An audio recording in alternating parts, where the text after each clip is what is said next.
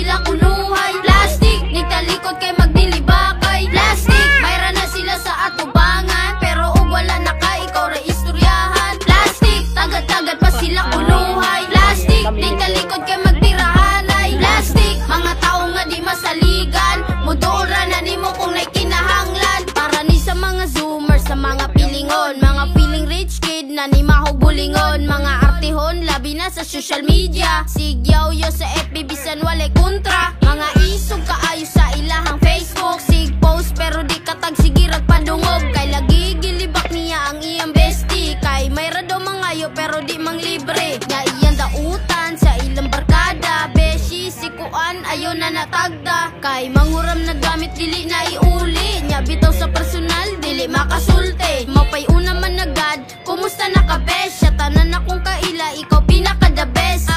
Atek, di mo pagkabutbot o prangkahon, bitaw mera ka magpa-cute-cute. Plastic, tagad-tagad daw sila kunuhay. Plastic, nagtalikod kay magdilibakay. Plastic, mayra na sila sa atubangan, pero ug wala na ka ikaw ra istoryahan. Plastic, tagad-tagad pa sila kunuhay. Plastic, nagtalikod kay magtirahanay. Plastic, mga tao nga di masaligan, mudura na nimo kung naikinahanglan. Well, ayo padala sa ilahang galgal, kinaiyang pangit, lisod na matanggal. Kung naay tuyo, perting butana, makawalag salig, makawalag gana. Pag magkita mo, iyak ang dayigon, gwapa, sexy, bisan nun sa ipangingon. Ikaw pod na uto-uto, dali mo to, o iyahaman ganing gitabi, dagan kakuto. O diba, nausab da yun iyang batasan, close mo, pero sa imuhan na hilasan. Ang imong amiga, nga paswito